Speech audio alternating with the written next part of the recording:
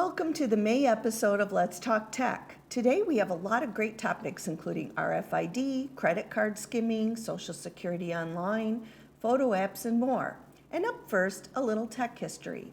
On May 2nd, 1983, Microsoft introduced the two-button Microsoft mouse. Left click, right click, to go along with its new Microsoft Word processor. I'm still a regular mouse user, so I am very grateful for that tool. On May 30th, 1996, AT&T announced a video phone call system that would allow personal computers to make and receive video calls over standard telephone lines. Oh my, FaceTime, Google Meet. And on May 17th, I was born. Hi, Cheryl. Hi, welcome to May. It's my big birthday month, 65, but the only bright spot is Medicare. Hey, happy birthday, and no you. worries. Did you know that 65 is the new 50? Oh, good. Anyway, I have the question of the month. Da-da-da! The question of the month is, I recently moved in and went to the office and they put a little thingy on my headlight and that opens the gate. I've never seen anything like that before and I wondered what it is and how it works. Okay, that small plastic sticker is called RFID, which stands for Radio Frequency Identification. It uses electromagnetic fields to automatically identify and track tags attached to objects, in this case, a car. An RFID system consists of a tiny radio transmitter, a radio receiver, and a transponder. So in the case of the thingy, that's the tracking. And it communicates with the receiver built into our gates. Think about how tiny that all is, and RFID is used in many things, like the chip on your credit cards, in hotel key cards, and in business they use it to track inventory. That technology is literally everywhere. Thank you. I learn a lot every month from the questions that come in, and I have a question this month. I heard recently on the news about credit card skimmers. What are they? So credit card skimming is one of the sneakier ways scammers can steal your information. When you go to the store, the gas pump, you probably don't even notice the actual device you're putting your card into, right? Yeah, not really. Yeah, you're not alone. We're always on the go, and that isn't something we stop to consider. We just pull out the credit card and normally don't give it another thought. However, this type of crime is on the rise again. The criminals put a fake cover over the credit card reader, and it's often hard to tell. It looks just like the real thing.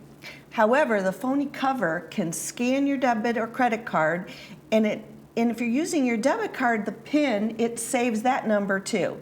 And then the criminals come back, pick up the phony cover, and all that's stored inside, such as all your info. One way to check is to give the card reader a little tug to see if it's loose. But then there's also shimming, which is much harder to spot. Those devices are paper thin and hidden inside gas pumps. So it's best to use a station that you know and that they're paying attention. So that's how we can protect ourselves against skimming and shimming? I'll repeat again what I say in about every episode. Keep a close eye on your banking and credit card statements. Only use ATMs at your bank. Cover the keypad with your hand if you're entering your PIN, and even better, let your debit card use the credit side so your PIN number's not needed. It works the exact same way. Or just use the contactless payment.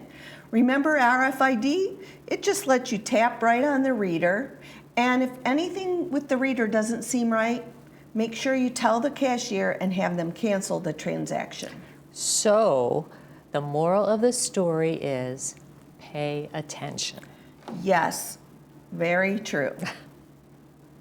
Thank you, Cheryl, for joining me today. Thank you, Debbie. I'm glad to be here. All right, you have a great month. And happy birthday. Thank you. And coming up next, we'll talk about Medicare, Social Security Online, and AARP. Hi. Welcome to Pacific Financial Planners. We focus on income replacement for your retirement. We have over 3 decades of professional money management experience. We personalize a plan that's right for you and your family. You only get one shot at retirement. Don't you think you better get it right? So give us a call for your free consultation. We can do this over the phone, via Zoom or in person.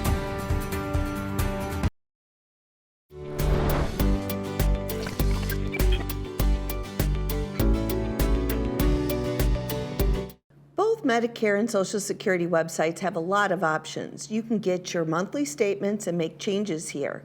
If you haven't created a login yet, you will need to go do that, and they use two-factor authentication each time you log into the website. This is a good security feature, and remember, we talked about that in a previous show. Two-factor authentication is two pieces of identification, like a password and a verification code sent to your phone. Recently, I was able to sign up for my Medicare benefits, read all of the documentation, review my choices, and more. I was able to click through and click a link to options for supplemental plans and was able to see my Medicare number before I got the actual card. So that meant I could go sign up for my healthcare supplemental plan. If you're not using the online portals, or if you aren't quite ready to sign up, please be sure to keep this option in mind. It is so convenient and you get quick results. Instant in many cases. My husband recently tried calling and was on hold for nearly an hour. Another thing about you logging into these websites, it can help you avoid fraud. Social Security does not call you. They don't usually email you unless you've signed up for your annual statement. But if you want to check out the validity, you should call them at a verified number. Another sign of getting older, I've been getting pinged to join AARP since I turned 50, but I finally decided to check it out, and I was pleasantly surprised at the low membership cost and the benefits offered. There are discounts on several technology items, such as antivirus software and cell service. They also have a helpline to check for scams at no charge. They offer a 90-minute workshop called Smart Driver Tech to learn about the latest high-tech safety features in your current car or what to look for when shopping for a new car. The minimal membership charges seem to pay for themselves on the many discounts they offer or provide on healthcare, vision, and prescription.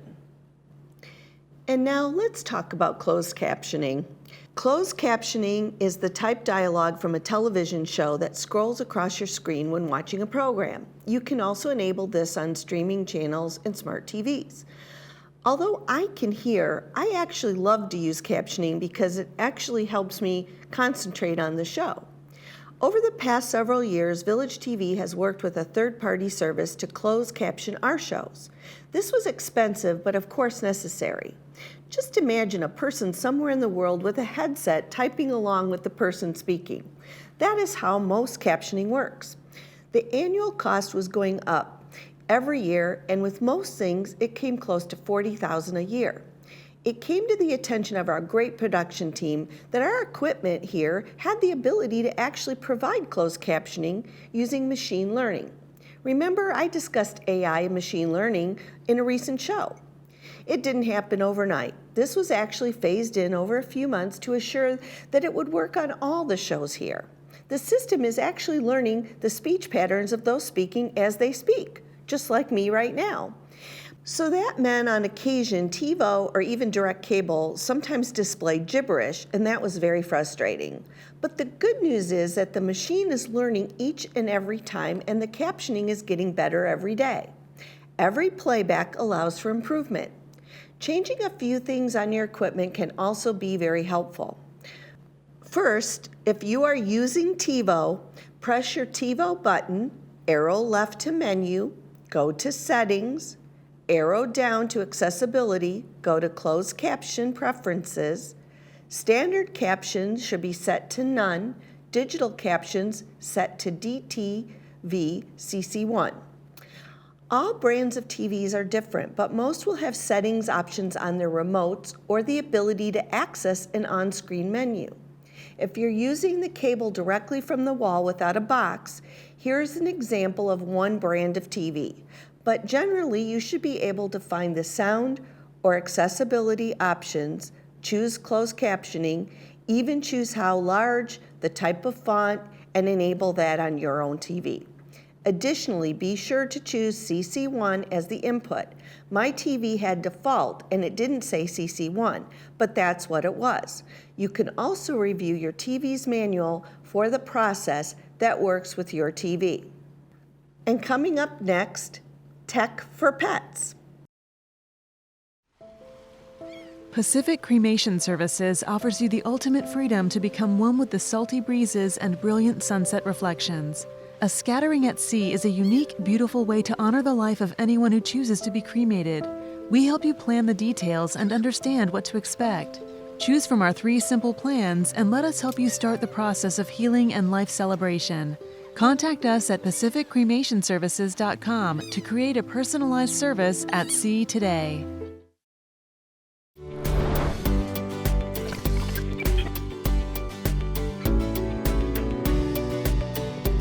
I had no idea when I decided to research this topic the amazing number of items I found. From a machine that plays fetch to an electronic litter box, there is no shortage of fun pet technology.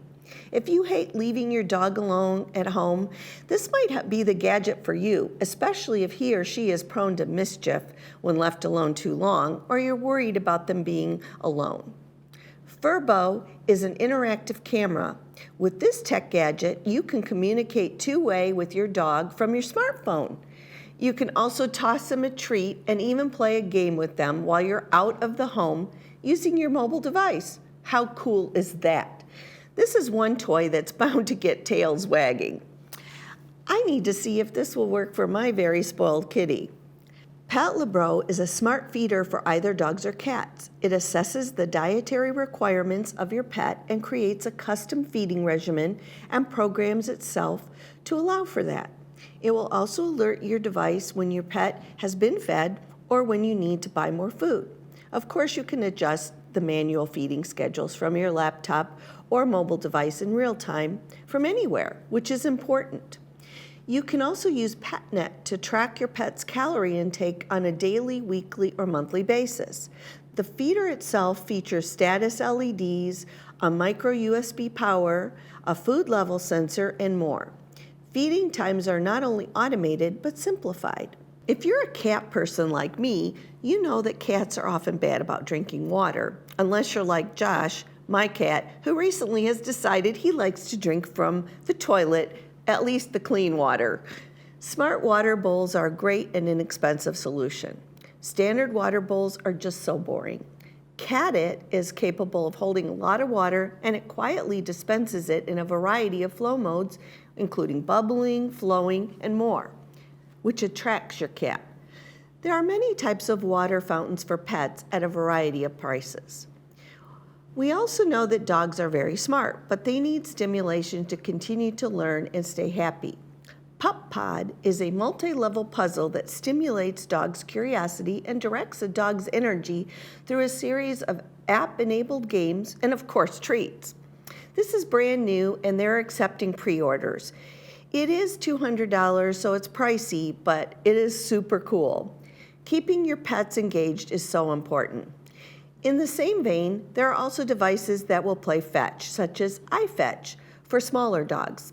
The dog drops the ball on top of iFetch, and it randomly rolls out one of the 3 chutes at the base. The dog fetches the ball and returns it again. There is no shortage of pet technology to buy, from $20 to hundreds of dollars. A simple search on the internet of the keywords dog or cat technology will yield many results, too many. There are also online pet stores such as Chewy.com or even the major pet store retailers that have a wide variety to choose from online and in person. Your furry friend will thank you. And up next, is your old computer gathering dust? I'm a strong believer that there's something for everyone out there. But some people never stop searching. I've looked long and hard through these parts, and I thank my lucky stars I stumbled across a special place, a unique place, where you never know what you'll find. The Trading Post, only on Channel 6.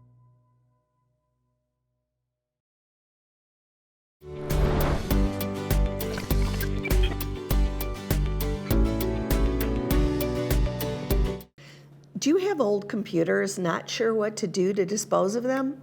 There are several companies in the area that will take these items and safely dispose of them, but if you aren't ready to part with your device, Google also has a new software called Chrome OS Flex, which is an offshoot of the Chrome operating system. But instead of relying on new hardware, this is designed to run on PCs and Macs as old as 13 years and can bring them back to life. This is in the very early stages, and it might be an option somewhere in the future. But there are other things you can do with an old computer. You can turn it into a server and store movies like your own mini version of Netflix. Or you might be able to sell it on eBay or Facebook Marketplace. Remember, if you are selling a computer or taking a computer for recycling, either remove the hard drive and keep it, or make sure to erase it completely. I have a friend who takes the hard drive out and puts it into water and then takes it for recycling. Although that does make sense, I cannot verify that really works. Better to just take the steps to erase it properly. Although I haven't vetted any of these, the two closest places to dispose of e-waste is Greenleaf Electronics and E-Waste Recycling, which are on Enterprise in Lake Forest, and an Irvine Household Hazardous Waste Collection Center.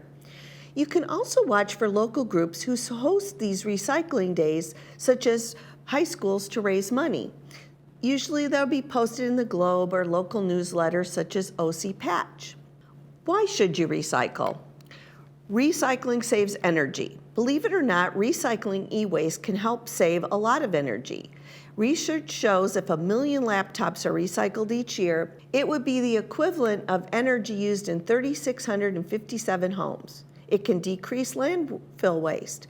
The amount of waste in landfills within the USA is becoming a massive problem.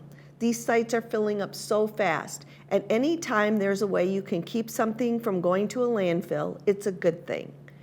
You might decrease pollution, which is also a huge problem. The need to decrease is now. It affects our health and our daily life. Recycling e-waste can help. Electronics hold private information, and you want to make sure that you are properly disposing of your electronics so no one can access the information inside. Working with an e-waste company such as All Green Recycling will ensure your secure information is kept private during this disposal phase. So now let's switch gears out to our section on apps, specifically photo apps. Besides talking and texting on our smartphones, the next thing we do most is taking pictures. All phones have cameras built in, and the newer fancy models have so many settings I could take a whole show to discuss them. Megapixels, MP, which translates to 1 million pixels, dictate how much detail your camera sensor can capture. The higher the megapixel number, the more potential detail can be captured within the image. I have an iPhone 8 still, and it takes great quality pictures, but the new phones tout all kinds of bells and whistles for pictures. Today, I'm going to talk about a couple of fun apps to use with pictures you take on your phone. If you are an iPhone user, this is fun. A GIF maker. Convert your photos and videos into GIFs. If you don't know the term GIF, you've likely seen one. They are often built into the text function in your keyboard of your phone. A GIF is a type of image file that offers simple animation. Snapseed is a free professional photo editor app owned by Google. It offers great simplicity and in-depth editing. You'll find over 29 essential tools and filters within the app, and it's easy to use. Facetune 2 is a photo editing app used to edit, enhance, and retouch photos. I love it. Get rid of all your wrinkles. It's on a user's iOS or Android device, and it's created by Lightricks. It is great for editing portraits and selfies. Pixlr is another excellent free photo editing app. Along with all the tools for adjustments and fine-tuning, the app also features a collage tool. Pixlr also has a desktop PC version. I really like to use collages. My two favorite freebies are PicCollage for the iOS Android, which has a built-in photo editor and gives the user the option to display a classic collage grid, blank scrapbook, or pre-made templates. This is my go-to app for this purpose. You can see mine up on the screen. Collageable is another easy way to make collages and is easy to use as well. It has backgrounds and lots of options. That's my second choice. PhotoGrid is not only lets you choose the photos and videos you would like to create, but it also lets the user pick from 15 modules inspired by Snapchat. And of course, not only for storing your pics, Google Photos. They have 6 different collage types. You can upload up to 9 images per collage, and the filters are available through the app for any finishing touches. Most of these apps allow you to upload to your photo library, email or text them, and even post directly to social media. This is a very basic, straightforward collage feature for those who are looking to make a quick creation, unlike some of the other apps. So Google Photos is a great choice, and the Camera Club offers classes on that. We're going to have that same teacher in the PC Club in September, so stay tuned for that. Next up, we'll spend a few moments on deep cleaning your social media.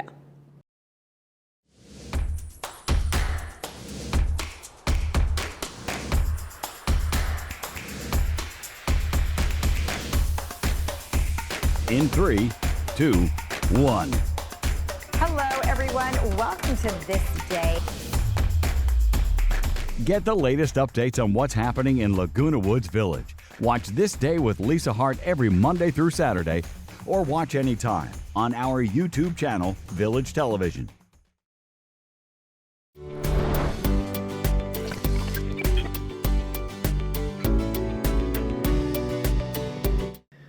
Approximately 77% of Americans have social media accounts. However, studies have shown that there is a link between social media usage and depression, anxiety, lower self-esteem, and even poor sleep. If you can relate to this, you might benefit from a deep cleaning. It might seem odd to think you are in competition with your friends or your family or even celebrities when you follow them and their postings. The grass is not always greener, and if you're envious of someone or becoming critical of yourself, it might be time to update who you follow or even delete them. Follow accounts with scenic views, positive affirmations, or an organization that you really care about. When you are following positive, feel-good accounts, you're likely to increase your happy mood and uplift your spirits. Taking the mindset to deep clean your social media and stop following people or things that don't bring you joy can help you feel better emotionally. Try it and see. As we wind down, I have a few corrections from last month. If you're going to use the Easy Pay option here in the Village, be sure to attach a voided check to your application.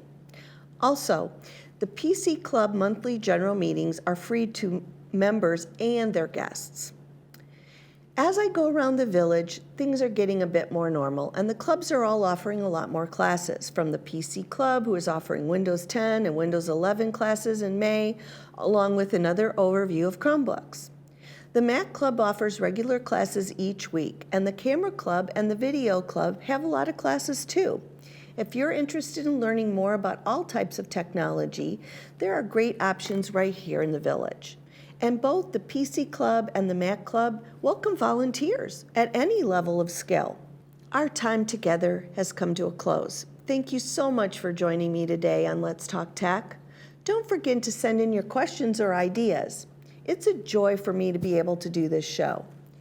You can watch on Village TV Tuesday at 2 or Friday at 10:30 a.m. or anytime on Village TV's YouTube channel. And if you aren't subscribed, please be sure to sign up. And remember, be kind when posting online and have a wonderful day.